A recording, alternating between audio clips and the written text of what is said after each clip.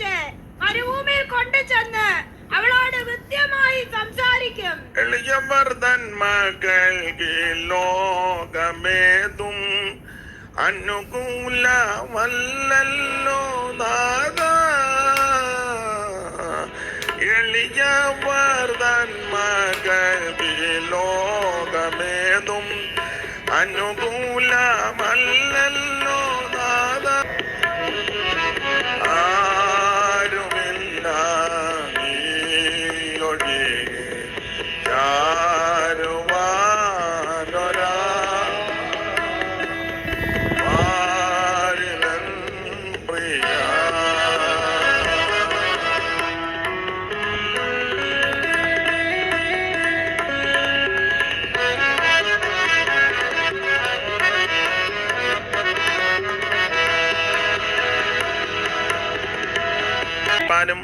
അത് വ്യാഖ്യാനിപ്പാനും സമയമില്ലെന്ന് നമുക്കറിയാം. എങ്കിലും ലഭിക്കുന്ന സമയത്ത് നിന്ന് ചില ചിന്തകൾ. അപ്പോൾ ഒന്ന് ഇന്നലെ ചിന്തിച്ചു നിർത്തിയത്, മരുഭൂമിയിൽ സർവശക്തനായ ദൈവത്തിന്റെ കരുതലുണ്ട്. ഇശ്മായേലിന്റെ കൈക്ക് പിടിച്ച് വളരെ വേദനയോടെ യാത്ര ചെയ്യുന്ന സഹോദരി ഹാഗർ, അവൾ പുറപ്പെട്ടു പോയി ബേർഷേബ മരുഭൂമിയിൽ ഉഴന്നു നടന്നു. അബ്രഹാം രാവിലെ കൊടുത്തയച്ച അപ്പവും വെള്ളവും എല്ലാം തീർന്നു. തന്റെ ആകെ പ്രതീക്ഷയാകുന്ന ഇശ്മായേല് ഇപ്പോൾ മരണവപ്രാളം കാണിക്കുന്നു. ഇതിന്റെ നടുവിലാണ് ഈ സഹോദരി ദൈവത്തോട് നിലവിളിച്ചത്. 21:19 വായിക്കുന്നത്, ദൈവം അവളുടെ കണ്ണ് തുറന്നു. ദൈവം അവളുടെ കണ്ണ്. നമ്മള് ഉൽപ്പത്തി പുസ്തകത്തിൽ വേറെ കണ്ണ് തുറന്നതായിട്ട് കാണുന്നുണ്ട്. 3:6 വായിച്ചേ.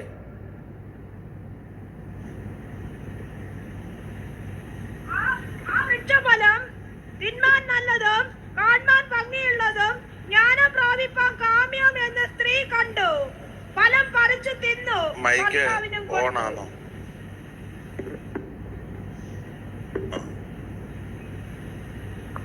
ആ വൃക്ഷഫലം തിന്മാൻ നല്ലതും കാണാൻ ഭംഗിയുള്ളതും ജ്ഞാനം പ്രാപിപ്പാൻ കാമ്യം എന്ന് സ്ത്രീ കണ്ടു.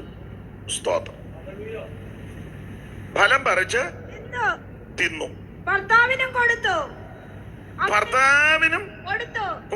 അവനും തിന്നു. അവിടെ നിൽക്കി ഒരു കാര്യം ഞാൻ പറയട്ടെ.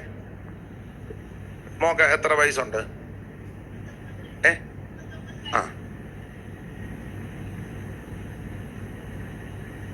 ആ വൃക്ഷഫലം തിന്മാൻ നല്ലതും കാണാൻ ഭംഗിയുള്ളതും ജ്ഞാനം പ്രാപിപ്പാൻ കാമ്യമെന്ന് സ്ത്രീ കണ്ടു. പിണങ്ങാതിരിക്കാമെങ്കിൽ ഒരു കാര്യം പറയാം, പിണങ്ങിയാലും പറയും. പുരുഷന്മാര് കണ്ടുപിടിക്കാത്ത, ശ്രദ്ധിക്കാത്ത അനേക കാര്യങ്ങള് സ്ത്രീകള് കണ്ടുപിടിക്കുകയും ശ്രദ്ധിക്കുകയും അതിനെപ്പറ്റി അഭിപ്രായവും പറയും. ഇല്ലേ?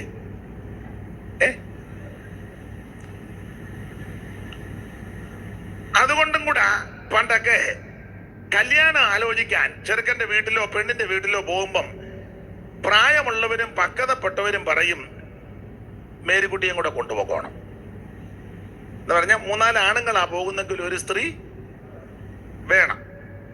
വിശേഷിച്ച് പെൺപിള്ളാരെ അയക്കുന്ന വീട്ടിൽ പോകുകയാണെങ്കിൽ. പുരുഷന്മാര് എന്നാൽ ആ വിസിറ്റിംഗ് റൂമിലായിരിക്കും ഇരിക്കുന്നത്. അവിടെയുള്ള ചുമതലപ്പെട്ടവരുമായിട്ട് സംസാരിച്ച് കാപ്പിയുണ്ട് കുടിച്ച് കാര്യം പറഞ്ഞങ്ങ് പോവാ. സ്ത്രീകൾ പോയാൽ ഗുണം, പറഞ്ഞുകൊണ്ടിരിക്കുന്നതിനിടെ എന്തായാലും ഒന്ന് വർത്താനം പറഞ്ഞാൽ അകത്തോട്ട് കയറി ചെല്ല. ഓ ഇതാ നിങ്ങളുടെ അടുക്കളയല്ലേ,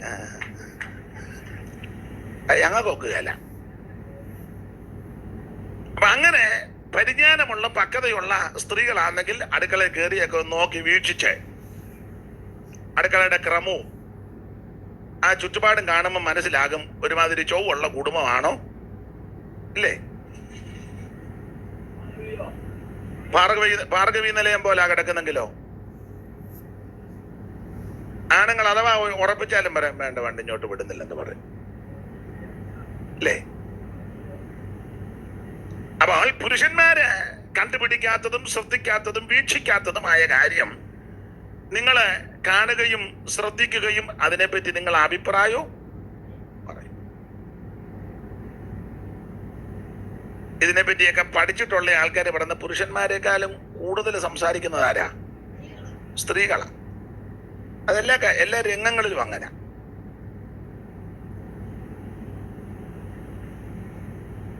ഏത് വിഷയവും നിങ്ങളെടുത്തേ. ഉദാഹരണം പറയാം. ഉദാഹരണമാ ഉടക്കൊണ്ടാക്കാനല്ല. ആഹാരം എടുത്തു വെച്ചപ്പം ഭർത്താവ് പറഞ്ഞു, എടി ഇതിന് ഉപ്പ് കുറവാന്നാ തോന്നുന്നത്. പുള്ളി അത്രോ പറഞ്ഞോളൂ. ഉപ്പ് സ്ത്രീകള് അതിന് മാത്രമല്ലല്ലോ ആൻസർ പറഞ്ഞത്. ആര് പറഞ്ഞു ഉപ്പ് കുറവാന്ന്? ഞാൻ ഉപ്പ് നോക്കിയാൽ ചാന്തല കഴിച്ചത്. നിങ്ങൾക്ക് അല്ലെങ്കിലും എപ്പോൾ തന്നാലും ഉപ്പ് കുറവാ. ഉപ്പ് കഴിഞ്ഞ ആഴ്ച ഞാൻ വെച്ചത് എന്ത് കഷ്ടപ്പെട്ട് ഞാൻ ആ മീൻ മേടിച്ച് വെട്ടി തേച്ച് കഴിഞ്ഞ് ആ മഴയത്തിരുന്ന് കഴുകി എന്ത് ബുദ്ധിമുട്ടി. എന്നിട്ട് കൊണ്ട് നിങ്ങൾക്ക് ഉപ്പ് കുറഞ്ഞാന്നാ അതിന് പറയുന്നൊരു രീതി എന്ത് വർത്ത. പുള്ളി എത്ര പറഞ്ഞേ? ഉപ്പ് കുറഞ്ഞതേ ഉള്ളു. നിങ്ങളോ? തമാശ പറഞ്ഞതല്ല അല്ലേ?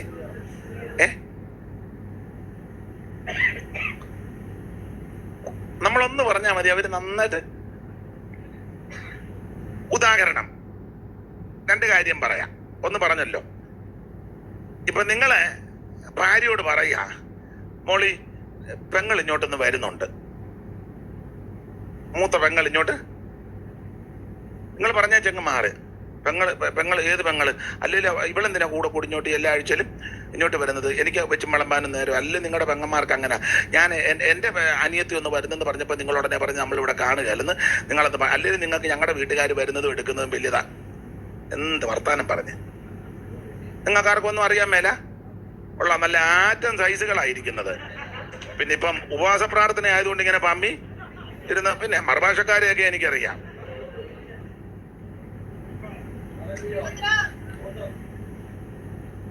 കണ്ടമാനം തുള്ളുന്നവരെ ശ്രദ്ധിച്ചോണം.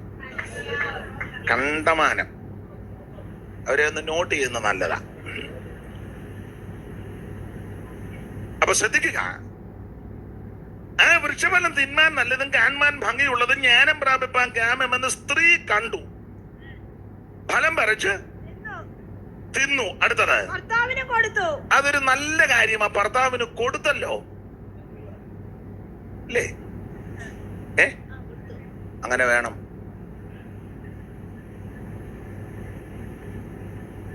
അമ്മയും മക്കളും കഴിച്ചേച്ച് കലത്ത് വെള്ളം ഒഴിച്ചിട്ട് അങ്ങേര് വന്ന് ബെല്ലടിച്ച് പെരക്കി വിറ്റ് നടക്കുക. അങ്ങനെയുള്ള വീടുകളും ഇല്ലാതില്ല. ഒരുത്തൻ എന്നോട് പറഞ്ഞത്, അനീഷ തട്ടുകടയുള്ളത് കൊണ്ട് ഞാൻ രക്ഷപ്പെടുക എന്ന്.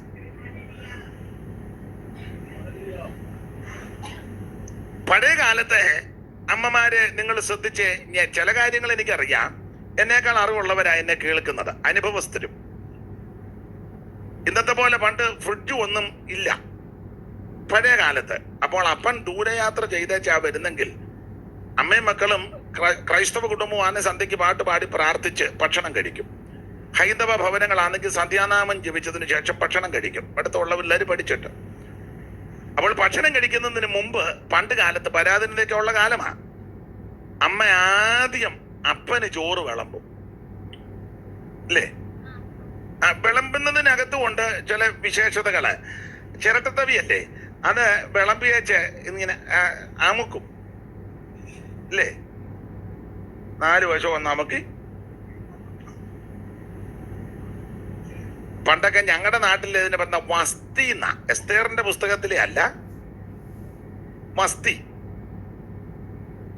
അപ്പൊ അതിനകത്ത് ചെറിയ, ഞങ്ങളുടെ നാട്ടിൽ പറയുന്ന ഭാഷയാ ഞാൻ, കോപ്പ. അത് ക്ലിയർ ആയിട്ട് പറയണേ.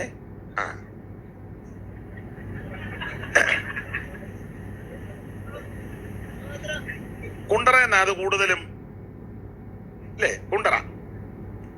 അപ്പൊ ആ കോപ്പച്ചട്ടി അല്ലെങ്കിൽ കോപ്പ, അതിന്റെ മേളില് ഇവള് പച്ച ഒരു ഡിസൈൻ ഉണ്ട് മേളില്, റൗണ്ട്. പിടിയിൽ, ചിലതിന് പിടിയിലുണ്ട്, മേളിൽ ചെറുതും വലുതുമുണ്ട്. അപ്പം പണ്ടൊക്കെ എല്ലാ വീട്ടിലും ഒന്നും ഒത്തിരി കൂട്ടാനൊന്നുമില്ല, ഒക്കത്തില്ല, ബുദ്ധിമുട്ടല്ലേ. ചില വീടുകളിൽ ഒരു കൂട്ടാനേ ഉള്ളൂ, അതെന്തേലും ചാറും കഷണവും ഒക്കെ ആയിട്ടായിരിക്കും. അപ്പൊ അമ്മ അത് ആദ്യം ഈ ചെറിയ കോപ്പയ്ക്കകത്ത് അപ്പനുള്ള കറി, മസ്തിക്കകത്ത് ചോറ്, 4 വശവും നമുക്ക് ചിലടത്ത് ആ കോപ്പ എടുത്ത് ഈ ചോറിന്റെ മേളിൽ അങ്ങോട്ട് നമക്കി വെക്കും. ഫ്രിഡ്ജോ മീൻ സേഫോ ഒന്നും എല്ലാ വീട്ടിലും ഇല്ല. പിന്നുള്ളത് ഉറിയ. നീ ഉറി കണ്ടിട്ടുണ്ടോ? കറി കണ്ടിട്ടുണ്ടോ? അതവൻ കണ്ടിട്ടുണ്ട്. ഉറി കണ്ടിട്ടുണ്ടോ? ഇല്ല. അവളോടല്ലേ ഞാൻ ചോദിച്ചത്. അതെ, അപ്പം ആ ഉറിക്കകത്താ ഇത് വെക്കുന്നത്. അപ്പൊ ആദ്യം അപ്പന് ആ കുടുംബനാഥനെടുത്ത് മാറ്റി. അത് ഈ പെമ്പിള്ളേര് അത് കണ്ടു വേണം വളരാൻ. മനസ്സിലായോ?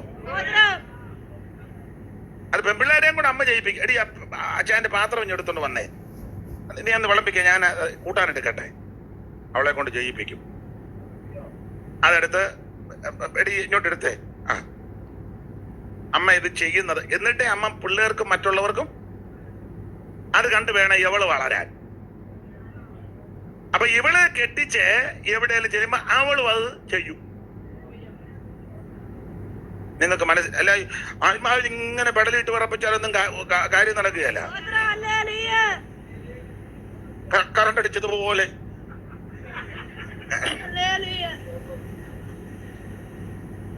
അപ്പൊ ചെയ്യേണ്ട കാര്യമുണ്ട്, കണ്ടുപഠിക്കേണ്ടതുണ്ട്, ശ്രദ്ധിച്ചു പഠിക്കേണ്ട കാര്യങ്ങളുണ്ട്. ഇതൊക്കെ ചെയ്യണം. വിശേഷിച്ച് അമ്മമാര് പെൺപിള്ളേരെ ഇതെല്ലാം പഠിപ്പിക്കണം. വേണ്ടേ? അപ്പൻ രാവിലെ വണ്ടിപ്പണിയോ റോഡ് പണിയോ അല്ലെ റബ്ബർ വെട്ടാൻ പോകുവോ അല്ലെങ്കിൽ ഓഫീസോ അല്ലെ ബിസിനസ്സോ എന്തോ ആയിക്കോട്ടെ, അവനവന്റെ സാഹചര്യം അനുസരിച്ച് ആ ജോലിക്ക് പോകുന്നതിന് മുമ്പ് അമ്മയ്ക്ക് ജോലി മറ്റു ജോലികളില്ലാത്ത, ഓഫീസ് സംബന്ധമായ ജോലി ഇല്ലാത്ത അമ്മയാണെങ്കിൽ രാവിലെ എഴുന്നേറ്റ് അപ്പന്റെ കാര്യങ്ങളെല്ലാം സശ്രദ്ധം ചെയ്യുന്നത് പെൺപിള്ളേര് കണ്ടു പഠിക്കണം. വേണ്ടേ? അവളും അങ്ങനെ ആയിത്തീരും. അങ്ങനെയുള്ള കുടുംബങ്ങളെല്ലാം അനുഗ്രഹിക്കപ്പെടും. അപ്പൊ ശ്രദ്ധിക്കുക, കടിച്ചേച്ചാന്തേലും കൊടുത്തല്ലോ ഇല്ലേ? ഇനിയുള്ള കാലത്ത് നമ്മളും അഡ്ജസ്റ്റ് ചെയ്ത് വേണം ജീവിക്കാൻ. കാരണം പണ്ട് കാലത്ത് ഈ ഉറിയല് എടുത്തു വെക്കും, ചില അമ്മമാര് കഴിക്കത്തില്ല. പിള്ളേർക്കും പ്രായമുള്ള അപ്പനും അമ്മയൊക്കെ ഉണ്ടെങ്കിൽ അവർക്ക് കൊടുക്കും. അമ്മ നോക്കിയിരിക്കും. വിശപ്പുണ്ട് എന്നാലും നോക്കിയിരിക്കും. ഇലക്ട്രിസിറ്റി ഒന്നും സുലഭമല്ല. അപ്പം റാന്തൽ വിളക്കിന്റെ തിരി ഒന്ന് താഴ്ത്തി അമ്മ ഇങ്ങനെ വീഴ്ച, പട്ടി കുരയ്ക്കുമ്പോ ഉടനെ അമ്മ നോക്കും അല്ലേ? ചില പട്ടി ഓലിയാനിടുമ്പോ അമ്മ പട്ടിയെ വഴക്കം പറയും, നാശം പിടിച്ച പട്ടി. ഉള്ളവർക്കെന്ന് അപ്പനെ കൊണ്ടുപോകാൻ പട്ടിയെ കാലം വന്നാ, കാലനും കീലനും ഒന്നും അല്ല. അപ്പോൾ അമ്മ ഇങ്ങനെ ശ്രദ്ധിച്ചായിരിക്കുന്നേ, നല്ല ശ്രദ്ധാലുവാ. കറകൊക്കെ അടച്ചായിട്ടിരിക്കുന്നെങ്കിലും കാൽപെരുമാറ്റം കേൾക്കുമ്പോ അമ്മയ്ക്ക് അറിയാം. ഇന്നൊക്കെ നേരെ തിരിഞ്ഞ് തൊഴിച്ചത് കാകു തുറന്നാ പോലും തള്ള ഉടനെ ചാടി എഴുന്നേറ്റ് കഥകു തുറന്ന് അപ്പനുടനെ കുളിച്ചു, അല്ലെങ്കിൽ കാലും മുഖവും കഴുകി ശുചിയായിട്ട് വന്ന് കൊരണ്ടി ആന്നേ കൊരണ്ടി, പായ ആന്നേ പായ, അല്ലെങ്കിൽ ഡെസ്കും ബെഞ്ചും ആന്നേ. അങ്ങനെ ചില അമ്മമാര് ചുമ്മാ ആന്നേലും കാര്യത്തിലാന്നേലും ചിലര് പറയും, അയ്യോ മുഖമെല്ലാം മല്ലാതിരിക്കുന്നു, ബാ കഴിക്ക്, ഉച്ചക്കൊന്നും കഴിച്ചില്ലെന്ന്, കണ്ണുമെല്ലാം കുഴിഞ്ഞിരിക്കുന്നല്ലോ, മുഖമെല്ലാം മല്ലാതിരിക്കുന്നു, ബാ ബാ ബാ കഴിക്ക് കഴിക്ക്, ബാ ഇരിക്കേ. എന്റെ അഭിപ്രായം ഇനി ഉറിയിലിരിക്കുന്നത് കൊടുക്കണ്ട, ഇത് പറയുമ്പോ തന്നെ പുള്ളിക്ക് നിറഞ്ഞു. അങ്ങനെയൊക്കെയാ പണ്ടത്തെ രീതികൾ. അങ്ങനെ ഇന്നോ ഇങ്ങോട്ടെല്ലാം നടന്നേച്ച് തള്ളിക്കൊണ്ട് വന്നിരിക്കാം മുതുപാതിരായ്ക്ക്. മനുഷ്യനെ ഉറക്കത്തുമില്ല. എവിടെയായിരുന്നു നിങ്ങൾ ഇതുവരെ? പറഞ്ഞ കക്ഷികളൊക്കെ ഇതിനകത്ത് ഇരിപ്പുണ്ട്. മോന്ത കാണുമ്പോ അറിയാം. പിന്നെ ഇപ്പൊ പിന്നെ അങ്ങ് പതിവ്രതയായിട്ടിരിക്കുക.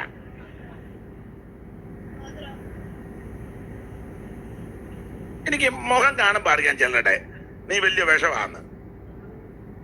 എന്നാ ചിലരെ കാണുമ്പോൾ അറിയാം ഇത് സന്തോഷമാ കേട്ടോ. പഴയ അമ്മമാര് അങ്ങനെ കണ്ണുമെല്ലാം കുഞ്ഞിരിക്കും. ഉച്ചയ്ക്കൊന്നും നിങ്ങളോട് പലപ്പോഴും പറഞ്ഞിട്ടുണ്ട് കഴിക്കാതെ കുടിക്കാതെ. അപ്പൊ അപ്പന്മാരും ഇങ്ങനെ അത് മുഴുവൻ കഴിക്കാൻ ആഗ്രഹം കൊണ്ട് വിശപ്പുണ്ടെങ്കിൽ അപ്പൻ മൊത്തം കഴിക്കുകയല്ല. ഞാന് പെന്തിക്കോസുകാരോട് ഒരു കാര്യം പറയാം. പ്രധാനപ്പെട്ടതായ ഇങ്ങനെയുള്ള ചടങ്ങുകളിൽ സംബന്ധിക്കുമ്പോൾ പ്രാർത്ഥിക്കാതെ ഭക്ഷണം കഴിക്കരുത്. കാരണം പല കമ്പോളത്തിൽ നിന്നും പല ഇടങ്ങളിൽ നിന്നും വരുന്നതൊക്കെ വെച്ചും വിളമ്പി എടുക്കുന്നത് അത് സ്തോത്രത്താലും പ്രാർത്ഥനയാലും എല്ലാം ശുദ്ധീകരിക്കപ്പെടുമെന്ന. കഴിക്കുന്നതിൽ സിംഹഭാഗവും വിഷമാ. അങ്ങനെ മൊത്തം വിഷമയമാണല്ലോ. അപ്പൊ നടത്തിപ്പുകാര് പ്രാർത്ഥിച്ച് സ്തോത്രം ചെയ്തിട്ട് കഴിക്കാവൂ. എത്ര വിശപ്പുണ്ടേലും എത്ര വിശപ്പുണ്ടേലും. ഇനി നടത്തിപ്പുകാരുടെ ഒരു കാര്യം പറയാം. വിവാഹ ശുശ്രൂഷ കഴിഞ്ഞ് ആശീർവാദം പറഞ്ഞു കഴിഞ്ഞാൽ ഭക്ഷണം ഉണ്ടെങ്കിൽ ഉടനെ ആ ഭക്ഷണത്തിനും കൂടെ അങ്ങ് പ്രാർത്ഥിച്ചേക്കണം. അല്ല ചെറുക്കനും പെണ്ണും ഇനി വേറെ ഡ്രസ് എടുത്തോണ്ട് വരിക. അതുവരെ നമ്മളെല്ലാം ഈ തൂമ്പിന്റെ അവിടെ മീൻ നിൽക്കുമ്പോൾ ഇങ്ങനെ കുട്ടനാടൻ ശൈലിയാ. മനുഷ്യനെ ബുദ്ധിമുട്ടിക്കരുത്. ഷുഗർ ഉള്ളവര് കാണും, പ്രഷർ ഉള്ളവര് കാണും, ടാബ്ലറ്റ് എടുക്കുന്നവര് കാണും. അവരിന്ന് വിഷമിപ്പിക്കരുത് അവരെ. ചെറുക്കനും പെണ്ണും അതിലെല്ലാം ഫോട്ടോക്കാർ വിടുകയല്ല. ഇങ്ങനെ ഫോട്ടോ എടുത്ത് അത് അവരുടെ ബിസിനസ് അല്ലേ. എങ്ങനെ എടുത്താലും അവർക്ക് 10 രൂപയും കൂടെ കൂടുതൽ അത് അവരത് ചെയ്യും. ചെയ്തോട്ടെ. അതുവരെ അന്തസ്സുള്ള മാന്യന്മാരാകുന്ന പ്രിയപ്പെട്ടവരെ ബുദ്ധിമുട്ടിക്കരുത്. ഞാൻ നടത്തിപ്പുകാരോട് ഞാൻ കൂടുന്ന കല്യാണത്തിന് പറയും കുട്ടി പ്രാർത്ഥിച്ചേക്കാൻ പറയും. ഇതൊക്കെ ചെയ്യേണ്ട കാര്യങ്ങളാ. മറുവശം പെന്തിക്കോസുകാരോട് പറയാം പ്രാർത്ഥിക്കാതെ കഴിക്കുകയും ചെയ്യരുത്. പ്രാർത്ഥിക്കുന്നതിന് മുന്നേ 2 കട്ട്ലറ്റ് വായിലിരിക്കുക. ഒന്ന് മറ്റേതോടെ കഴിക്കാൻ വേണ്ടി ആദ്യം അങ്ങ് പിഴുങ്ങി. 8 പേർക്ക് ഭക്ഷണം കൊണ്ട് കേട്ടറിങ് 8 പേർക്ക് 8 കട്ട്ലേറ്റ്. നീ അത് 2 എണ്ണം കഴിച്ചു. നിന്റെ അടുത്തിരുന്ന 3 എണ്ണം എടുത്തു. ബാക്കി വന്നവെല്ലാം നോക്കി വയ്ക്കുക, വായി നോക്കി. അങ്ങനെയുള്ള ആർത്തിപ്പണ്ടാരം ഉണ്ടെന്ന് ഉണ്ട്. ഒന്നും പാടില്ല. ഇതൊക്കെ ഇടയ്ക്ക് ഞാൻ ഈ പറയുന്നത് അങ്ങനെയുള്ള കാര്യവും ശ്രദ്ധിക്കണം. വേണ്ടേ? കഴിക്കുന്ന പ്ലേറ്റ് വൃത്തിയായിരിക്കണം. വീട്ടുകാരാണെങ്കിലും കേറ്ററിംഗുകാരാണെങ്കിലും കാശൊക്കെ അവർക്ക് കൊടുക്കുന്നത്. എന്നാലും അതവർ എടുക്കണ്ടേ കൈ കൊണ്ട്. പ്രാകരുത്. ഇത് ഏത് മുടിഞ്ഞവൻ കഴിച്ചതാടാന്ന് പ്രാഗ് മേടിക്കരുത്. വൃത്തിയായിരിക്കണം. ഞാൻ ഞങ്ങളുടെ സഭയിലും ഒക്കെ പറയും, മിക്കടത്തും പറയും. മറുഭാഷ മാത്രം പറഞ്ഞിരുന്ന ഇത് ആര് പറയും. അതെ. അപ്പൊ പഴയ അമ്മമാരങ്ങനെ ഇങ്ങനെ ഭക്ഷണം കൊടുക്കുമ്പോ അപ്പനെ ആ പ്ലേറ്റിന്റെ ഒരു ഭാഗത്ത് കുറച്ച് വെക്കും. നല്ല വൃത്തിയാ അത് കാണാൻ. മക്കൾക്കും കുടുംബാംഗങ്ങൾക്കും പ്രായമുള്ളവർക്കും എല്ലാം കൊടുത്തു കഴിയുമ്പോ പിന്നെ ഇതേ ഉള്ളൂ. അമ്മ അത് അറിയിക്കാതെ അപ്പന് കൊടുത്തിരിക്കുന്നത്. അവരിൽ നിന്ന് കുഞ്ഞുങ്ങളെല്ലാം ഒത്തിരി കാര്യം പഠിക്കണം. അവരെ പഠിപ്പിക്കണം. പൗലോസ് കൊടുത്തിരിക്കുന്ന പ്രയോഗം ശീലിപ്പിക്കണമെന്ന. ശീലിപ്പിക്കണം. അപ്പൻ രാവിലെ ഓഫീസിൽ പോകുമ്പോൾ അല്ലെ ജോലിക്ക് പോകുമ്പോൾ അമ്മ ആ കാര്യങ്ങളെല്ലാം ചെയ്യുന്നത് കണ്ടു പഠിക്കണം. പപ്പാടെ ഷർട്ട് എടുത്ത് അങ്ങോട്ട് കൊടുത്താൽ തേച്ചു, അല്ലെ പാൻറ് എടുത്ത്, അല്ലെ മുണ്ടെടുത്ത് കൊടുത്താണ് ഈ കാപ്പി കൊണ്ട് പെട്ടെന്ന് കൊടുക്കും. പപ്പാടെ ഷൂ വൃത്തിയാക്കി കൊടുക്കുക. അമ്മ പറയണ്ടേ പപ്പ അവന്റെ ഷൂ വൃത്തിയാക്കണമെന്നും പറഞ്ഞ ഇതൊക്കെ പറഞ്ഞു കൊടുക്കണം. കുഞ്ഞുങ്ങൾ അങ്ങനെ കണ്ടും കേട്ടും വേണം വളരാൻ. ഇത്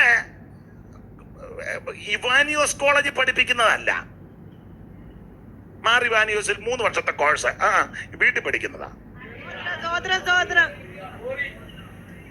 വീട്ടിൽ നല്ല പഠിത്തമാണെങ്കിൽ വിജയിക്കും. വീട്ടിലെ പഠിത്തം മുഴുവൻ കുഴ തെറ്റിയേച്ചേ. പുള്ളി എവിടാ? പുള്ളി ഓക്സ്ഫോർഡിലാ പഠിക്കുന്നത്. അവന്റെ അനിയനോ അവനെ കേംബ്രിഡ്ജിലെ. വീട്ടിൽ മുഴുവൻ കുഴയാ. ഏറ്റവും നല്ല പഠിത്തം വീട്ടിലെ പഠിത്തമാണ്. വീട്ടിലെ പഠിത്തം നന്നായി വന്നാൽ കർത്താവ് ആയുസ്സും ആരോഗ്യ കുഞ്ഞുങ്ങൾ കൊടുത്ത അവർ ലോകത്തിൽ എവിടെ ചെന്നാലും വിജയിക്കും. Praise the Lord. അതെ, അപ്പോൾ ആ വൃക്ഷഫലം തിന്മാൻ നല്ലതും കാൺമാൻ ഭാഗ്യമുള്ളതും ജ്ഞാനം പ്രാപിപ്പാൻ കാമ്യമെന്ന് സ്ത്രീ കണ്ടു, ഫലം പറിച്ചു തിന്നു, ഭർത്താവിനും കൊടുത്തു. തിന്നാ ചാന്തലും കൊടുത്തല്ലോ, വലിയ കാര്യം. ഞാന് മറുവശം പറയാം, നമ്മൾ ഇനിയും അഡ്ജസ്റ്റ് ചെയ്ത് ജീവിക്കണം. കടിച്ച ചാന്തലും തരുമ്പോ ഉടക്കുണ്ടാക്കരുത്. ഉടക്കുണ്ടാക്കിയാൽ നാളെ അതും കിട്ടുകയില്ല. കാരണം എല്ലാം ഇപ്പം സംഭരണം ഏർപ്പെടുത്തിയതുകൊണ്ട് ഇപ്പൊ എന്റെ പകുതിയാ അല്ലേ? അങ്ങനല്ലേ? പകുതിയല്ലേ? സ്തോത്രം. അപ്പോൾ അങ്ങനെ വൃക്ഷഫലം തിന്മാൻ നല്ലതും കാൺമാൻ ഭംഗിയുള്ളതും ജ്ഞാനം പ്രാപ്യം കാമെന്ന സ്ത്രീ കണ്ടു, ഫലം പറിച്ചു തിന്ന് ഭർത്താവിനും കൊടുത്തു. അടുത്ത പദം അവനും തിന്നു. പുള്ളി ഉടക്കുണ്ടാക്കിയില്ല കേട്ടോ, അവനും തിന്നു. അടുത്തത് ഉടനെ ഇരുവരുടെയും കണ്ണ് തുറന്ന. ഇരുവരുടെയും കണ്ണ് തുറന്നു. അപ്പൊ എന്റെ ചോദ്യം, ഇത് കഴിക്കുന്നതിന് മുമ്പേ പൊട്ടക്കണ്ണരായിരുന്നു?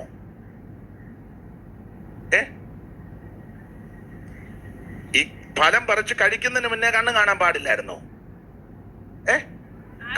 കണ്ടത് കൊണ്ടല്ലേ പറിച്ചത്? അങ്ങനല്ലേ തുറക്കില്ല? ആ വൃക്ഷഫലം തിന്മാൻ നല്ലതും കാൺമാൻ ഭംഗിയുള്ളതും ജ്ഞാനം പ്രാപിപ്പാൻ കാമ്യമെന്ന് സ്ത്രീ കണ്ടു. കണ്ടേ ചാന്നല്ലേ പറിച്ചത്? എന്നെ തിന്നു കഴിഞ്ഞപ്പോ പിന്നെയും പറയാ കണ്ണ് തുറന്നെന്ന്. അത് ഇങ്ങനെ വ്യാഖ്യാനിക്കുന്നത് കൊണ്ട് തെറ്റില്ല. ലൗകിക കണ്ണ,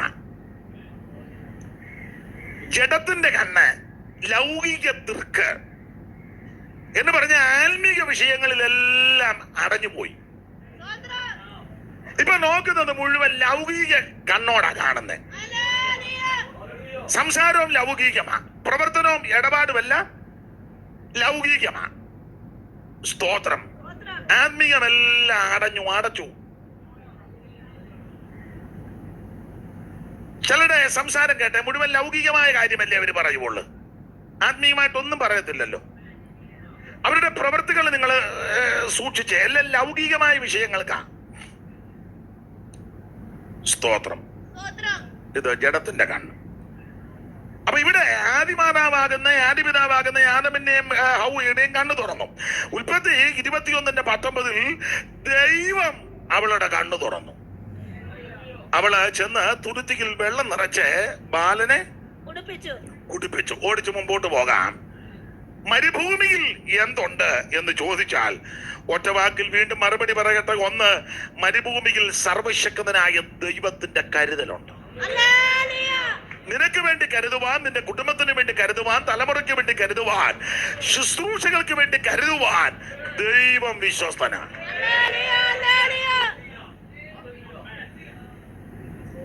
ഒരു നേതാവിന്റെയും സെൻട്രൽ പാസ്റ്ററുടെയും പുറകെ പോകരുത്.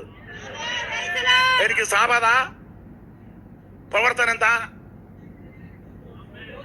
ഒറ്റ ഒരുത്തനോട് ചോദിക്കരുത്.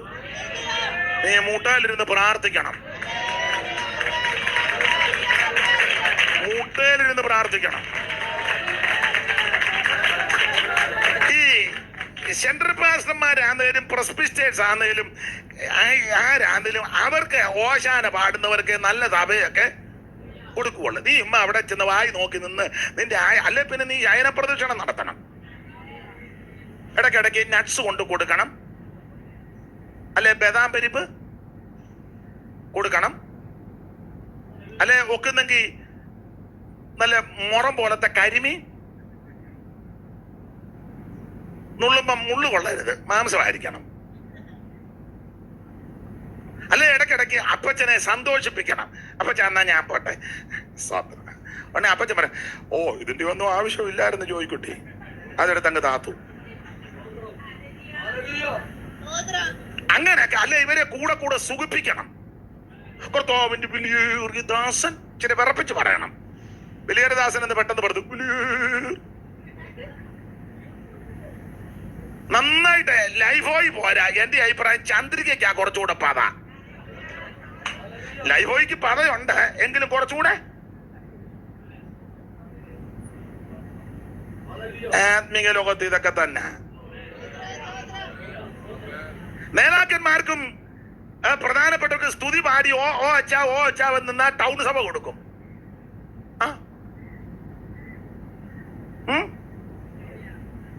ആ കൊടുത്തവന് എക്കും ബുക്കും അറിയാൻ പറ്റില്ല, ഇത് എന്നതാന്ന് പോലും അവന്.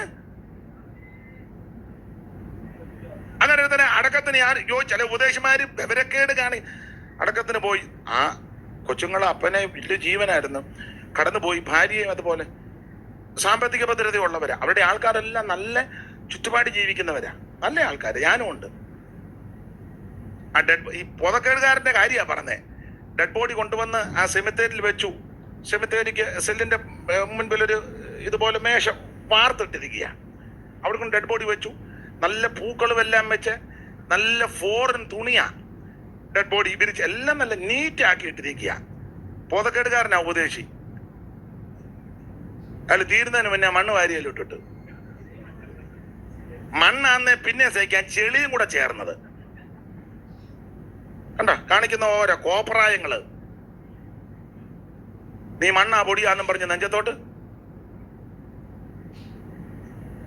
ഞാൻ അതിന് എതിര് പറഞ്ഞതല്ല, അത് ചെയ്യേണ്ടത് അവര് നോക്കി നിൽക്കല്ലേ. അത് പെട്ടിയൊന്ന് മൂടിയതിന് ശേഷം ഒന്നെങ്കിൽ ആ സെല്ലിനകത്ത് വെച്ചതിന് ശേഷം കുഴിയാന്ന് കുഴിക്കകത്ത് ഇറക്കിയതിന് ശേഷം, അങ്ങനെ നിർബന്ധമാണെങ്കിൽ ഒരു നുള്ളു അതിന് പകരം പെട്ടി മൂടുന്നതിന് മുന്നേ ഇരിക്കുക. അയാൾ എടുത്തിട്ട് അവിടെ നിന്നവനെല്ലാം മാരി എറിഞ്ഞ് ഈ ഒന്ന് പറയാൻ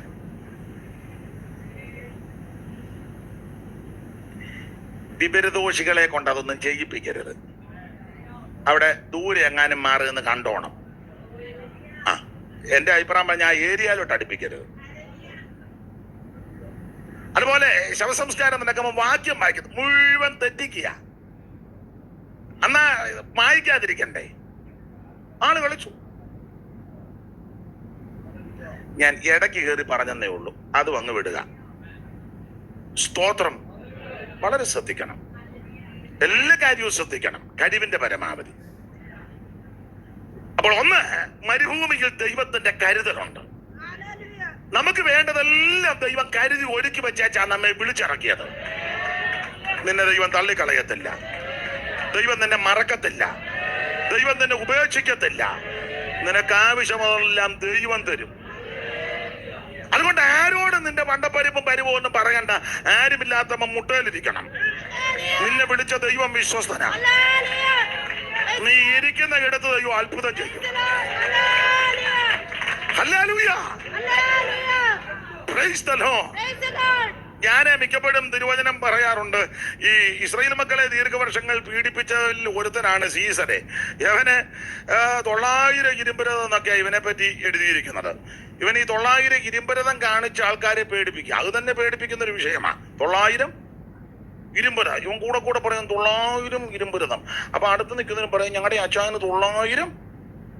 അങ്ങനെ ചിലര് ഈ സഭയുടെ എണ്ണം പറഞ്ഞ് പേടിപ്പിക്കുന്ന ആൾക്കാരുണ്ട്. ഞങ്ങൾ ഇപ്പോൾ ഏതാണ്ട് 3000 ശിഷ്ടം. അടുത്ത സഭക്കാർ ഞങ്ങൾ 5000 ചുമ്മാ പേടിപ്പിക്കുക. സ്തോത്രം. അതുകൊണ്ട് പേടിക്കുന്ന ആൾക്കാരും ഉണ്ട്. അപ്പൊ ഇവനെ പറ്റി വായിക്കുന്നിടത്തെല്ലാം 900 ഇരുമ്പരഥം. അങ്ങനെ ഇരിക്കുമ്പോഴാ ദബോര ബാരക്കിനോട് ദൂത് പറഞ്ഞു. നർത്താലിയുടെ ശെബുലിന്റെയും ആൾക്കാർ 10,000 പേരെയും കൂട്ടി ഇവര് താബോർ മലയുടെ മുകളിൽ ദൈവത്തെ ആരാധിച്ചു.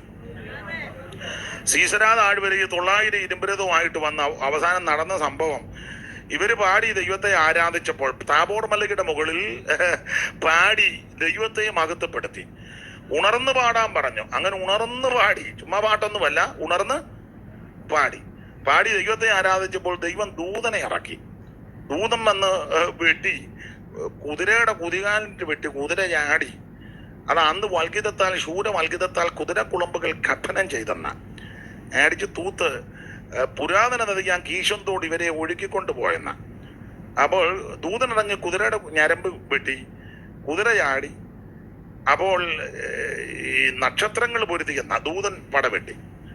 അപ്പൊ പെട്ടെന്ന് ദൈവം തമ്പുരാൻ ചെയ്ത പരിപാടി ചരിത്രമൊക്കെ പറയുന്നത്, ദൈവം ഈ ഭയങ്കര പേമാരി അയച്ചു. പേമാരി അയച്ച് പേമാരിക്ക് മുമ്പ് ആലിപ്പഴം പൊടുതന്ന ആലിപ്പഴം. അപ്പൊ ആലിപ്പഴം മുകളിൽ നിന്ന് താഴോട്ട് വീണ് കഴിഞ്ഞപ്പോ കുതിരയുടെ മേലും രഥത്തിലും എല്ലാം ഇത് വീണു. ദൂതനിറങ്ങി ഞരമ്പ് വെട്ടി, കുതിരയാടി. ഇതെല്ലാം കൂടെ കണ്ടപ്പോ 900 ഇരുമ്പരഥമുള്ള പുള്ളി രഥത്തിൽ നിന്ന് ഇറങ്ങി ഓടി. എങ്ങനുണ്ട്? പുള്ളി എവിടെ പോയാലും രഥത്തേലേ പോളി. ഇപ്പൊ താണ്ട ഓട്ടടാ ഓട്ടം, ഓടുക. ഓടി ഇവൻ കാൽനടയായിട്ട് ഓടുകയും നടക്കുകയും ചെയ്യുക. അപ്പൊ അവിടെ ഹേബേരിന്റെ ഭാര്യ എന്ന് പറഞ്ഞ യായേല്. അപ്പൊ ഇവക്ക് ഈ താബോർ മലയിലൊന്ന് ആരാധിക്കാൻ പോണമെന്നുണ്ട് യായേലിന്. ഹേബേരിന്റെ ഭാര്യ യായേല് നാരീജനത്തിൽ അനുഗ്രഹം സിദ്ധിച്ചവളും പ്രാപിച്ചവളാ. അപ്പൊ ഇവള് ഭർത്താവ് ഹേബേരിനോട് ചോദിച്ചു, അച്ഛാ അവിടെ യോഗം നടക്കുക, ഞാനും ഒന്ന് പോയിക്കോട്ടെ. അപ്പൊ ഇവൻ പറഞ്ഞു വിടുകയല്ലെന്ന് പറഞ്ഞു. ഇവനൊരു ഒകരുതാത്തവനാ. ആരാ?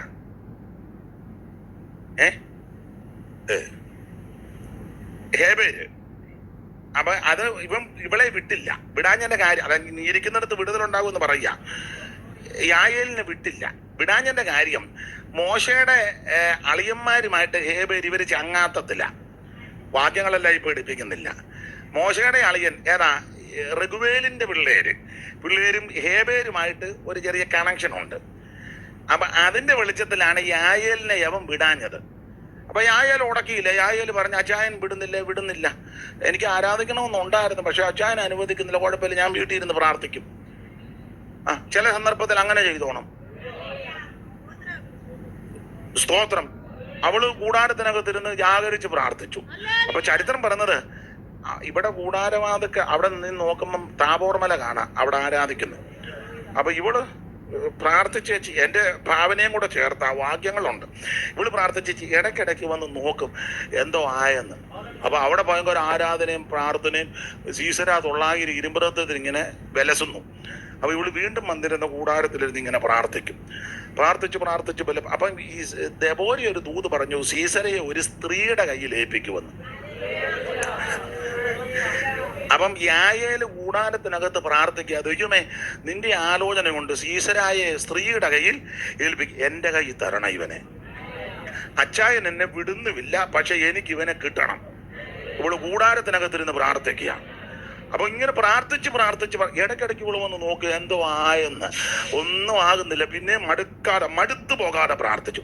അങ്ങനെ പ്രാർത്ഥിച്ചുകൊണ്ടിരുന്നപ്പോൾ ദൂതനിറങ്ങി കുതിരക്കെട്ട് വെട്ടി ആലിപ്പഴം മേളിൽ നിന്ന് പൊഴിഞ്ഞു. ആലിപ്പഴം പൊടിയുന്നത് കൊണ്ടാ പിന്നെ ആലിപ്പഴം കഴിഞ്ഞാൽ പിന്നെ പേമാരിയാ. അതാ അവിടെ വായിക്കുന്നത്, പുരാതന നദിയാൻ കീശോൻ തോട് തള്ളി അവരെ ഒഴുക്കി അടിച്ച് കടലിൽ കൊണ്ടുപോയി. അപ്പോ അടിച്ചുകൊണ്ട് കടലിൽ തൂത്തു. ഇവള് ഇടയ്ക്ക് പ്രാർത്ഥിച്ച് ചിറങ്ങി വന്നപ്പോ ആണ്ട് കക്ഷി നടന്നു വരുന്നു, ഓടി നടന്നു. ആരാ? സീസരെ. പ്രാർത്ഥനക്കാർ നോക്കിയപ്പോ അവൻ വരുന്നു. അവനാന്നെ പരവേശം എടുത്ത് വന്നേച്ച് പറഞ്ഞു, അമ്മാമേ ഇച്ചിരി വെള്ളം തരാവോ? അവളിങ്ങനെ നോക്കിയിരിക്കുക ഇവനെ കൈ കിട്ടാൻ. അമ്മാമേ ഇച്ചിരാ വെള്ളം തരാവോ? അവള് പറഞ്ഞു, അയ്യോ വെള്ളമോ, എന്ത് വേണേലും തിന്നോട് കയറാൻ പറഞ്ഞു. അവൻ വെള്ളമാ ചോദിച്ചു. ഇവള് തുരുത്തി തുറന്ന് പാല് കൊടുത്തു, കുടിക്കാൻ പറഞ്ഞു. ഇവൻ പരവേശം എടുത്ത് വന്ന് കൊടുത്ത പാല് മുഴുവൻ കുടിച്ചപ്പോൾ ഒരു ചെറിയ ക്ഷീണം. ഉടനെ പറഞ്ഞു, ഇച്ചു നേരം വിശ്രമിച്ചു വെച്ച് പോകാൻ. അവൻ അവിടെ കിടന്ന പാടെ മാണ്ടുറങ്ങി. ഗാഠനിദ്ര. അവൾ ആ പരവതാനി കൊണ്ട് തന്നെ ഇവനെ അങ്ങ് മൂടി. എൻ്റെ ചിന്തയെ പറഞ്ഞ ആ പരവതാനിയുടെ പുറത്തിരുന്ന ഇവള് പ്രാർത്ഥിച്ചത്. അതുകൊണ്ട് ഇവനെ അങ്ങ് പൊതിഞ്ഞ്. അതാ ഞാൻ പറഞ്ഞത്, നീ പ്രാർത്ഥിക്കുന്ന ഇടത്ത് ദൈവം അത്ഭുതം ചെയ്യും.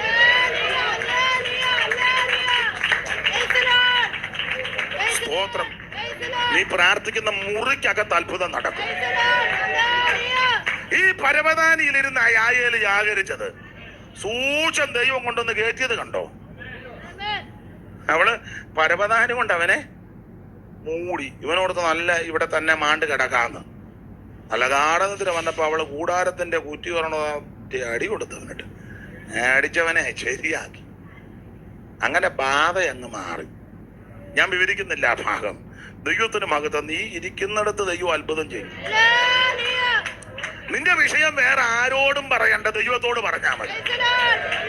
Praise the Lord. Praise the Lord. എല്ലാവിധ ആവശ്യങ്ങളും നല്ലത് പോൽ ചെയ്തു തരുന്ന എല്ലാവിധ ആവശ്യങ്ങളും പോൽ ചെയ്തു തരുന്ന എല്ലാം മുട്ടും തീർത്ത നല്ല എല്ലാവരും ചേർന്ന് ഹല്ലേലൂയ. ഓ എല്ലാം മുട്ടും തീർത്ത നല്ല കർത്താവിന് ഹല്ലേലൂയ പാടുവോ. ഹല്ലേലൂയ. എല്ലാം മാറിപ്പോകുമേ.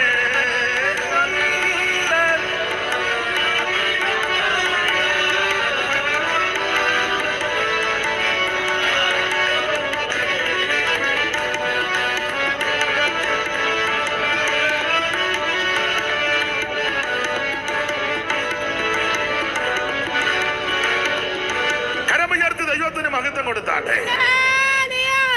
അപ്പൊ നാം പ്രാർത്ഥിക്കുന്ന ഇടത്ത് ദൈവം അത്ഭുതം ചെയ്യും. ഓടിച്ചു മുമ്പോട്ട് പോകാം. ഒന്ന്, മരുഭൂമിയിൽ സർവജ്ഞനായ ദൈവത്തിന്റെ കരുതലുണ്ട്. സകലത ദൈവം കരുതി ഒരുക്കി വെച്ചിരിക്കുക. നമ്മളങ്ങ് മുൻപോട്ട് പോയാൽ മതി. Price the Lord. Praise the Lord. എല്ലാം ദൈവം ഒരുക്കി വെച്ചിട്ടുണ്ട്. ദൈവത്തിന് മഹത്വം. ആട്ടെ, മുമ്പോട്ട് പോകാം. രണ്ട്, മരുഭൂമിയിൽ എന്തുണ്ട് എന്ന വിഷയത്തോട് ബന്ധപ്പെട്ട് രണ്ടാമത്തെ ഒരു കാര്യം വായിച്ച്. പുറപ്പാട് പുസ്തകം 3-ാം അധ്യായത്തിന്റെ 1-2 തിരുവെഴുത്തുകൾ വായിച്ച് സഹായിച്ചാട്ടെ. മോശ മിദ്യാനിലെ പുരോഹിതനും തന്റെ അമ്മായിപ്പനുമായ തന്റെ അമ്മായിപ്പനുമായി യിത്രോവിന്റെ ആടുകളെ മേയിച്ചുകൊണ്ടിരുന്നു. അവൻ ആടുകളെ മരുഭൂമിക്ക് അപ്പുറത്ത് ദൈവത്തിന്റെ പർവ്വതമാകുന്ന ഹോരേബ് വരെ കൊണ്ടുചെന്നു. അവിടെ യഹോവയുടെ ദൂതൻ ഒരു മുൾപടർപ്പിന്റെ നടുവിൽ നിന്ന് അഗ്നിജ്വാലയിൽ അവന് പ്രത്യക്ഷനായി. ദൈവത്തിന്റെ മഹത്വം. ഞാൻ ആ പദം ഇങ്ങോട്ടൊന്ന് എടുക്കുക. ഒന്ന്, മരുഭൂമിയിൽ ദൈവത്തിന്റെ കരുതലുണ്ട്. രണ്ട്, മോനോടെ പോന്നു.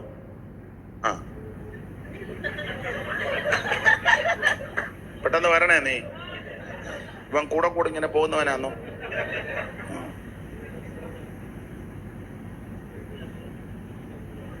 ഒന്ന്, മരുഭൂമിയിൽ ദൈവത്തിന്റെ കരുതലുണ്ട്. രണ്ട്, മരുഭൂമിയിൽ സർവശക്തനായ ദൈവത്തിന്റെ ദൂതന്മാരുടെ സാന്നിധ്യമാണ്. സാധാരണ ആ തിയോളജിയന്മാർ ഈ ദൂതൻ എന്നുള്ളത് യേശുക്രിസ്തുവിനെയായിട്ടാ വ്യാഖ്യാനിക്കുന്നത്. അത് ഞാൻ എതിർക്കുന്നില്ല. പക്ഷെ നമ്മോട് ബന്ധപ്പെട്ട് ഇന്ന് പകൽ പഠിച്ചാൽ ദൈവദൂതന്മാരുടെ സംരക്ഷണമുണ്ട്. Praise the Lord. Praise the Lord. അവിടെ 1-2 ചിന്തകള്. ഈ മോശ മിദ്യാനിലെ പുരോഹിതനും തന്റെ അമ്മാവിയപ്പനുമായ യിത്രോവിന്റെ ആടുകളെ അങ്ങനെ ആടുകളെ മേയിച്ച് മരുഭൂമിക്കപ്പുറത്ത് ദൈവത്തിന്റെ പർവ്വതമാകുന്ന ഹോരേബിൽ ചെന്നപ്പോൾ അവിടെ ദൂതൻ പ്രത്യക്ഷപ്പെട്ടു. മുൾപ്പടർപ്പാന്നെ കത്തിക്കാളുന്നു, പക്ഷെ കരിഞ്ഞു പോകുന്നില്ല. ഭയങ്കരമായിട്ട് തീ പിടിച്ച് കത്തുക, പക്ഷെ അത് ചാമ്പലാകുന്നില്ല. ഇതിനകത്തെ പാഠം ഇസ്രായേലിന്റെ കഷ്ടതയെ കാണിക്കുന്നതാണ്. കാരണം ആവർത്തന പുസ്തകത്തിലുണ്ട് ഇവരെ ഇരുമ്പു ചൂളയിൽ നിന്ന് വിടുവിച്ചെന്ന. അപ്പൊ ഇസ്രായേല് പറവോന്റെ അടിമനുഖമാകുന്ന ഇരുമ്പു ചൂളയിൽ കത്തി ആമൻ വേദനപ്പെട്ട് നിൽക്കുക ഈ കാഴ്ചയാ. പക്ഷെ അവിടെ ദൈവദൂതൻ പ്രത്യക്ഷപ്പെട്ടു എന്ന് പറഞ്ഞാൽ ഇവരെ പീഡിപ്പിക്കുന്നെങ്കിലും ഈ ജനത്തെ ദൈവം തള്ളിക്കളഞ്ഞിട്ടില്ല. Price the Lord. ഈ കഷ്ടതയും ദുരിതവും ഒക്കെ വരുമ്പോ നിങ്ങൾ ഓർക്കരുത് ശാപമാണെന്ന് ഓർക്ക. അങ്ങനെ പറയുന്ന വിദ്വാന്മാരുണ്ട്. കഷ്ടത ശാപമാണെന്ന് പഠിപ്പിക്കുന്ന ആൾക്കാരും ഉണ്ട്. പുനലൂർ സൈഡിലും എന്ന് ഇവിടാണോ കൂടുതലെന്ന് ഒരു ഡൗട്ടുണ്ട്. ഈ തിരുവചനം പഠിച്ച കഷ്ടത എന്നുള്ളത് ഒരു വരവും കൂടാ, ഒരു കൃപാവരമാണ് കേട്ടോ. വരമാ കഷ്ടം സഹിപ്പാൻ നിങ്ങൾക്ക് ഇതൊരു വരമാണ്. പക്ഷെ എല്ലാവർക്കും ഇല്ല. അത് നന്നായിട്ട് വിനിയോഗിക്കുന്നവർക്ക് അത് അയ്യോ ഇത് എല്ലാവരും അങ്ങനല്ലേ, ഏത് വരുമോ അങ്ങനെ തന്നെ. അത് നന്നായിട്ട് ഉപയോഗിക്കുക. എടേ ഇനി നീ പോരുത് കേട്ടോ. പോവും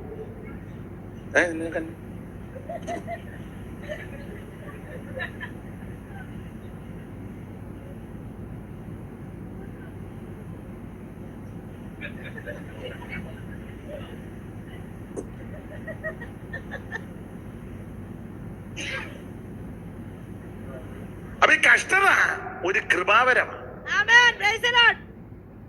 അതുകൊണ്ട് ആ കൊച്ചുകുഞ്ഞുപദേശി ഒരു പാട്ടിന്റെ വരിക്കകത്ത് ഇങ്ങനെ പാടി, ചെറിയ കഷ്ടതയൊന്നും പുള്ളിക്ക് പോരാ, തങ്ക കഷ്ടതകൾ സഹിപ്പാനും പ്രാപ്തി, തങ്ക കഷ്ടതകൾ സഹിപ്പാനും കഷ്ടതകൾ ദൈവമേ എന്നവകാശം തന്നെയല്ലോ, കഷ്ടതകൾ ദൈവമേ വിശ്വസിപ്പാൻ മാത്രമല്ല വിശ്വസിപ്പാൻ തങ്ക കഷ്ടതകൾ സഹിപ്പാനും അതിനാതങ്ക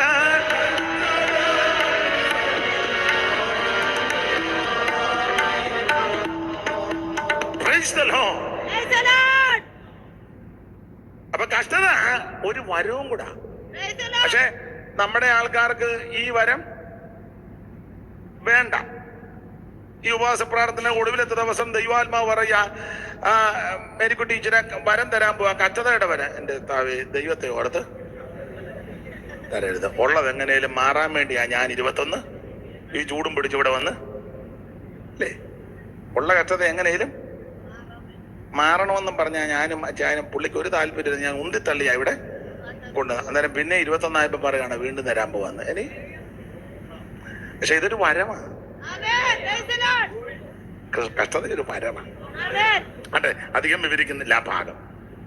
കർത്താവും പഠിപ്പിച്ച അങ്ങനെ, ലോകത്ത് നിങ്ങൾക്ക് കഷ്ടം ഇല്ലെന്നല്ല, കഷ്ടം ഉണ്ടെന്നാ. പക്ഷെ ധൈര്യപ്പെട്ടോണം. കാരണം നമ്മുടെ കർത്താവ് സകലത്തെയും ജയിച്ചവനാ. ജയിച്ച കർത്താവാ നിന്റെ കൂടെ ഉള്ളത്. അതുകൊണ്ട് കഷ്ടതയുടെ ഈ ചൂളയിലൂടെ പോകുമ്പോൾ നീ നശിച്ചു പോകാൻ ദൈവം അനുവദിക്കത്തില്ല. അതിന്റെ നടുവിൽ ആ ദൈവപ്രവൃത്തി വെളിപ്പെടുന്നത്. ഉൾപ്പെടാപ്പിങ്ങനെ കത്തിക്കാളുക. ഇനി അതിനകത്ത് വേറൊരു പാഠം, ദൈവദൂതന്റെ പ്രത്യക്ഷത. അല്ലെ, ഇനി തിയോളജന്മാര് വ്യാഖ്യാനിക്കുന്ന യേശു ക്രിസ്തുവിനെ ദർശിക്കുക, കാണുക. ഇവിടെ വെച്ചാ മോശയെ വേലയ്ക്ക് വിളിക്കുന്നത്, മുഖാന്തരം വേലയ്ക്ക് വിളിക്കുക. നീ നിൽക്കുന്ന സ്ഥലം വിശുദ്ധമാകിയാൽ കാലിന്ന് ചെരുപ്പടിക്കണം, ഇങ്ങോട്ട് കയറി വരണം എന്നൊക്കെ പറഞ്ഞ് വേലയ്ക്ക് വേർതിരിക്കുക. ഇനി കർത്താവിന്റെ വേലയിൽ പ്രയോജനപ്പെടുന്നവരെയൊക്കെ നിങ്ങൾ ശ്രദ്ധിച്ചേ. അലസന്മാരെ മടിയന്മാരെ കൊണ്ട് വേല നടക്കുകയല്ല.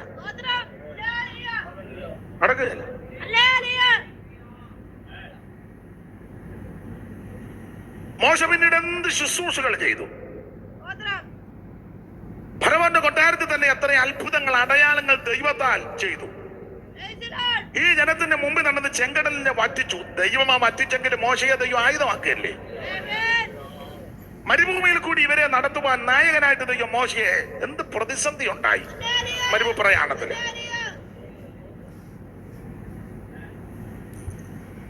ദൈവം പർവ്വതത്തിലേക്ക് വിളിച്ചു, പ്രമാണം കൊടുത്തു.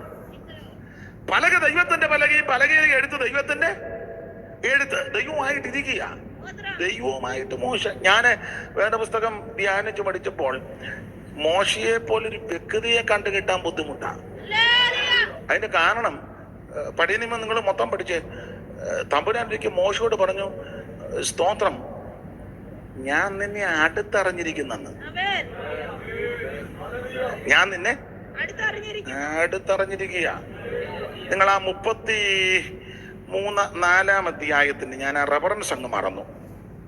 എനിക്ക് നിന്നോട് കൃപ തോന്നിയിരിക്കുന്നു, ഞാൻ നിന്നെ അടുത്തറിഞ്ഞിരിക്കുന്നു. ഒന്ന് എടുത്തവരൊന്ന്.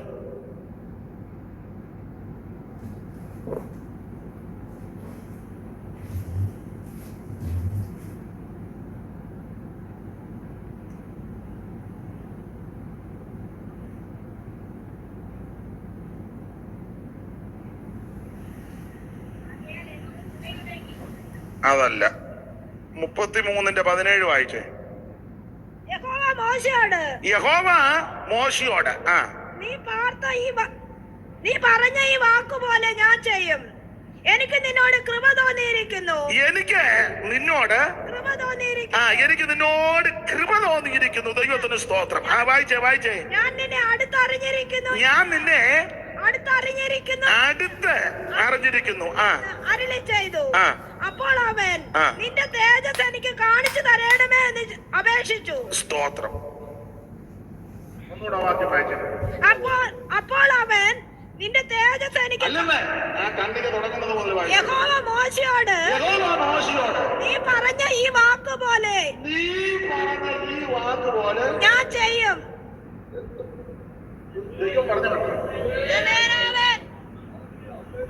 പറഞ്ഞ പോലെ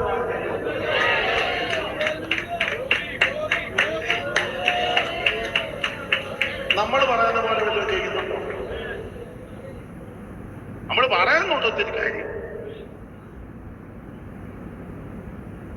നീ പറഞ്ഞതുപോലെ ഞാൻ ചെയ്യും. എനിക്ക് നിന്നോട് കൃപ തോന്നിയിരിക്കുന്നു. ഞാൻ നിന്നെ അടുത്തറിഞ്ഞിരിക്കുന്നു. അടുത്തറിഞ്ഞിരിക്കുന്നു. നമ്മൾ ഈ പെന്തിക്കോസ് വന്നിട്ട് 2, 3, 4, 5, 8, 10, 20, 30 ഒക്കെ കളയും. ഇന്ന് വരെ ദൈവത്തിന് നമ്മളെ പിടികിട്ടിയിട്ടില്ല. ദൈവം കടന്നു പഴകി. ഇവന്റെ ഉദ്ദേശം എന്നാന്ന് ഇതുവരെ? ഇവനെ 21 ദിവസം കൂടി ഇരിപ്പുണ്ട്. പക്ഷെ ഇവന്റെ ഉന്നമെന്നാന്ന് അല്ല, ഇരിക്കുന്നോട്ടം കാണുമ്പോ അറിയാം. ലോകമൊന്നും ഇവൻ മുടക്കുന്നില്ല. പക്ഷെ ഇവന്റെ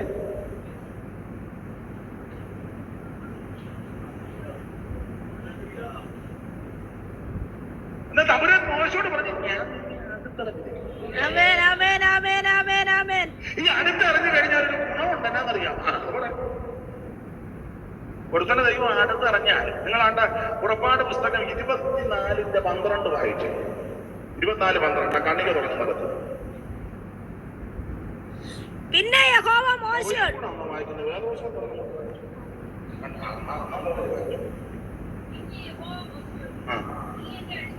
പിന്നെ യഹോവ മോശയോട്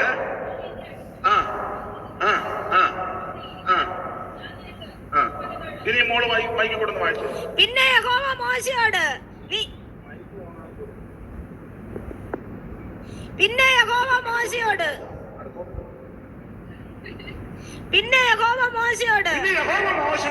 നീ എന്റെ അടുക്കൽ പർവ്വതത്തിൽ കയറി വന്ന് അവിടെ ഇരിക്കാം. തമ്പുരാൻ മോശയോട് പറഞ്ഞു, ഞാൻ നിന്നെ അടുത്തറിഞ്ഞിരിക്കുന്നു. അടുത്തറിഞ്ഞത് കൊണ്ടാണ് തമ്പുരാൻ പറഞ്ഞത്, നീ കയറി വായി എന്റെ അടുക്കലിരിക്കാൻ. ദൈവം നിന്നെ അടുത്തറിഞ്ഞാൽ പിന്നെ അടുത്ത ഇരുത്തു.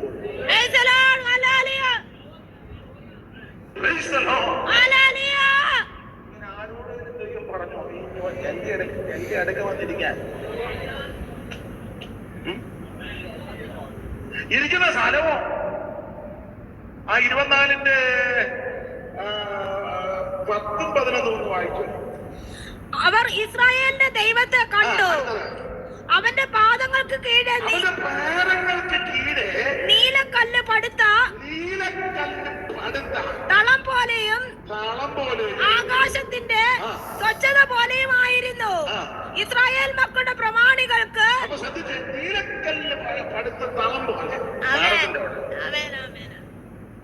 പിന്നെ സിംഹാസനത്തിന്റെ കാര്യം പറയണം.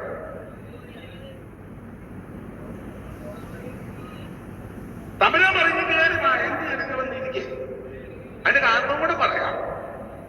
എബ്രായലേഖനം 11 ചേർത്ത് പഠിക്കാൻ. സ്തോത്രം. മിസ്രയീമിലെ നിക്ഷേപങ്ങൾ വേണ്ടെന്ന് വെച്ചാൽ നീ ഇറങ്ങി വന്നു. അന്നേ ഞാൻ ഉന്നം വെച്ചത് അന്നേ എന്റെ അടുക്കൽ വന്നു.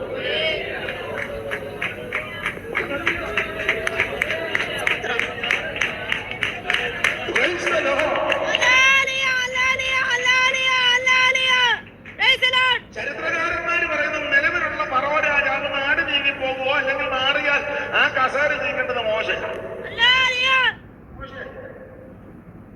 ഒരു വലിയ രാജ്യത്തിന്റെ ആദ്യം ചെറിയ പോസ്റ്റാണ്. ഇവിടെ ഒരു വാർഡ് മെമ്പറിന്റെ നിങ്ങളവും പോക്ക് കാണണം. അപ്പോൾ സ്വഭാവത്തിന് വന്നാൽ എല്ലാവരുടെയും കാര്യമല്ല. ചില പൂഞ്ഞാന്റെയൊക്കെ ചാടും.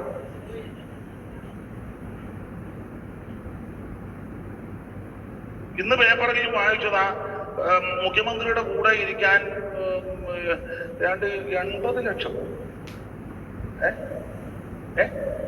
85 ലക്ഷം. ഞാൻ ഇച്ചിരി കുറച്ചെന്ന് പറഞ്ഞിട്ടുണ്ടെങ്കിൽ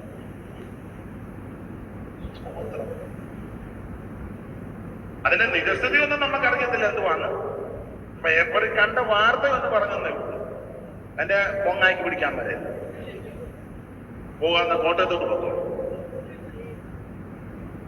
പേപ്പറിൽ ഫ്രണ്ട് പേജ് വന്ന വാർത്ത, അതിന്റെ നിജസ്ഥിതി നമുക്കറിയത്തില്ല എന്തുവാണ്. ബഹുമാനപ്പെട്ട കേരള മുഖ്യമന്ത്രിയുടെ കൂടെ ഒരു വേദി പങ്കിടാൻ അമേരിക്കയിലെ ഇത്ര ലക്ഷം രൂപ മുടക്കുന്നു. മോശം ഒരു രാജ്യത്തിന്റെ ഒരു രാഷ്ട്രത്തിന്റെ ഈജിപ്തിന്റെ മൊത്തം അധിപനാകാൻ പോകും. ആ കസേരയാണ് വേണ്ടെന്ന് വെച്ച് മോശ ഫറവോന്റെ പുത്രിയുടെ മകനെന്ന് വിളിക്കപ്പെടുന്നത് നിരസിച്ചു. അങ്ങനല്ലേ പുസ്തകത്തിൽ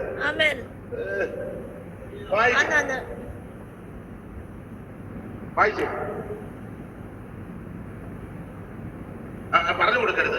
എനിക്കറിയാൻ മേലെ കണ്ടല്ലോ പറയണ്ടാവും. അത് കൂടില്ലെന്നറിയാം. ഉമ്മ വന്ന് കുത്തിയിരുന്നു.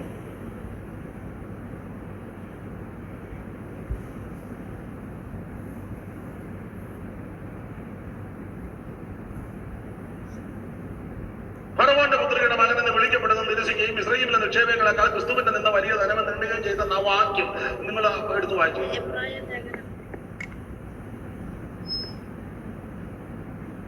തന്നെ വായിക്കാനല്ല പറഞ്ഞു, ഉറക്കെ വായിക്കാൻ.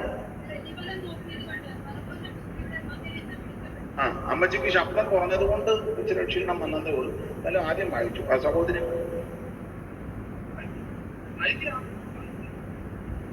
പ്രതിഫലം നോക്കിയത് കൊണ്ട് ഫറവോന്റെ പുത്രിയുടെ മകൻ എന്ന് വിളിക്കപ്പെടുന്ന നിരസിക്കുകയും ഇസ്രായേലിലെ നിക്ഷേപങ്ങളെക്കാൾ ക്രിസ്തുവിന്റെ നിന്ന് വലിയ ധനം എന്ന് എണ്ണുകയും ചെയ്തു. റെഫറൻസ് പറഞ്ഞു കൊടുക്കേണ്ടത് അപ്ഡേറ്റ് പറയുന്നത് കാണിച്ചു. അപ്പൊ ശ്രദ്ധിച്ച് 25-ാമത്തെ വാക്യം 11:25.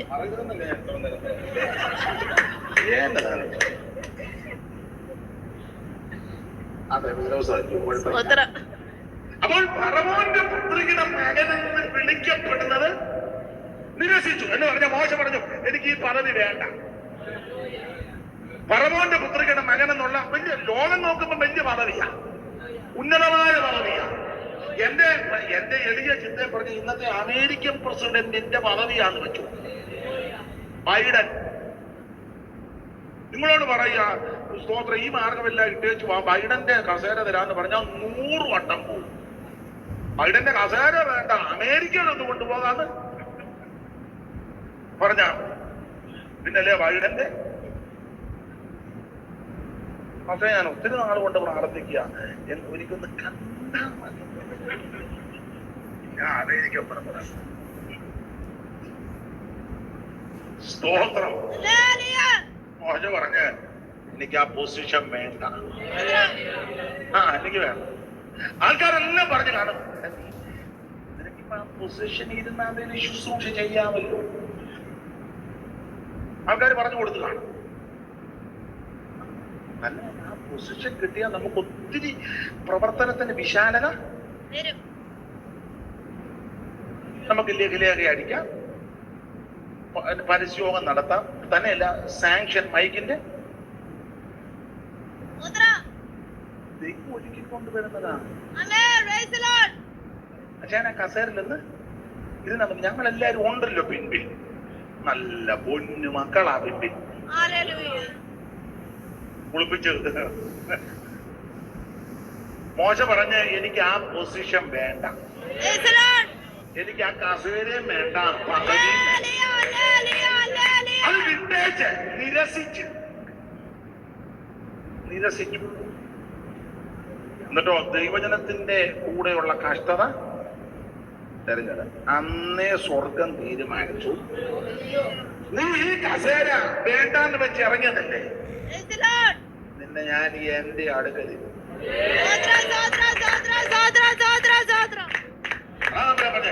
ഇനി കേറുവാ എന്റെ അടുക്കലിൽ. ദൈവം വിളിച്ച് അടുത്തിരിക്കണമെങ്കിൽ ചുമ്മാ വായി നോക്കി നടക്കുന്നവനെ എല്ലാം വിളിച്ച് അടുത്തിരുന്നു. അല്ല, ഞാൻ നിന്നെ നല്ലതുപോലെ അറിഞ്ഞിരിക്കുന്നുണ്ട്. തമ്പുരാൻ നല്ലതുപോലെ അറിഞ്ഞു. അറിഞ്ഞതുകൊണ്ടാ പറഞ്ഞു എന്റെ അടുക്കയിരിക്കാൻ. നമ്മൾ അറിയാത്തവനെ എല്ലാം പിടിച്ച് അടുത്തിരുത്തി അവൻ കാലേ വാരി അടിച്ചേച്ച് ഉടലെത്തിയവനെല്ലാം നമ്മൾ പിടിച്ച് കസേര കൊടുത്ത് മുന്നോട്ടിരുന്നാട്ടെന്ന്. അവൻ ആദ്യ കസേരയുടെ കാല് മുറിച്ചു. പോകാൻ നേരത്ത് അതെടുത്ത് നമ്മുടെ ഉച്ച നോക്കി നമ്മ കാര്യം നന്നായിട്ട് അറിഞ്ഞത്. പക്ഷെ ദൈവം മോശയെ നല്ലതുപോലെയാണ്.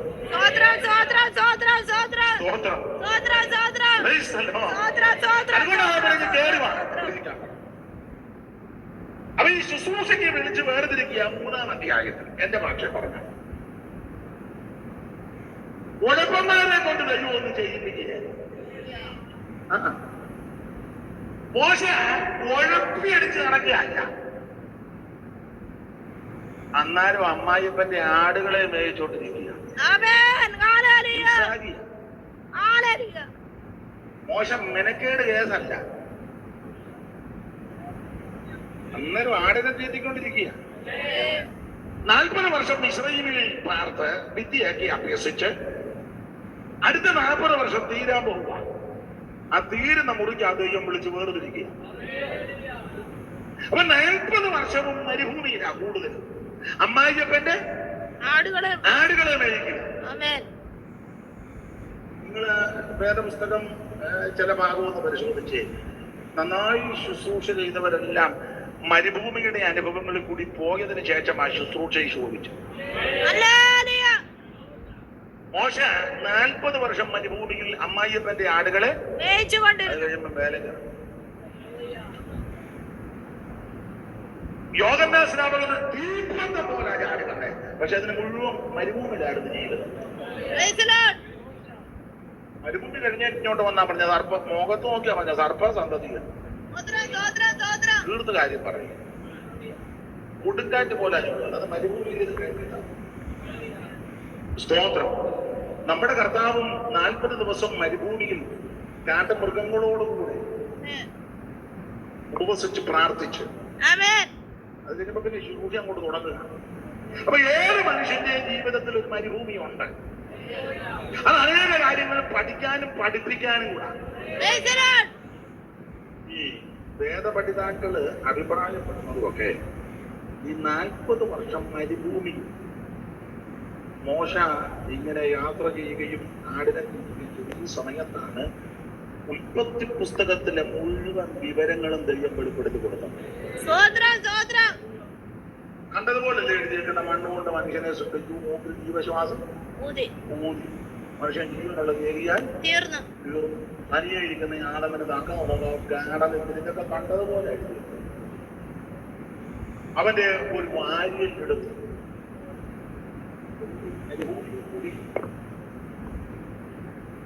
അനേക മാർമിക വിഷയങ്ങൾ വെളിപ്പെടുത്തി.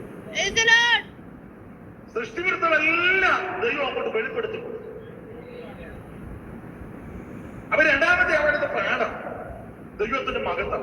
ഉഴപ്പന്മാരെ കൊണ്ട് ദൈവം ഒന്നും ചെയ്യിപ്പിക്കുക, ആടുകളെ മേടിച്ചോണ്ടിരിക്കുക, അലസനായിട്ട് ജീവിക്കുകയല്ല. ആടിനെതിരെ വിട്ടിച്ച് അവൻ എന്തേലും കഴിച്ചൊരു മാവിന്റെ ഓട്ടി കിടക്കുക. നല്ല ഉത്സാഹത്തോടെ നിൽക്കുക. ഉത്സാഹമുള്ളവരെ കൊണ്ടേ ദൈവം വല്ലതും ചെയ്യും. Hallelujah, hallelujah. 12 ഏർ കാളയെ ഉഴുതുകൊണ്ടിരിക്കുമ്പോൾ ആ തമ്പുരാന് മനസ്സിലായി ഇവനെ വേലയ്ക്ക് വിളിച്ചാൽ പ്രയോജനപ്പെടും. സ്തോത്രം, സ്തോത്രം, സ്തോത്രം. പുറപ്പെടുത്തുന്നുണ്ട് സൂക്ഷം പുറത്ത് അവന്റെ പുറത്ത് എറിഞ്ഞ പുള്ളിക്ക് ഉന്നം ഉണ്ടായിരുന്നു. നമ്മൾ ഒരു ലോഡ് പുതപ്പിട്ടാൽ പോലും എടുത്തിട്ട് ദേഹത്ത് പുതപ്പ് തീരാന്നല്ലാതെ പിന്നെ ഇനി പുതപ്പില്ലോ. സ്തോത്രം.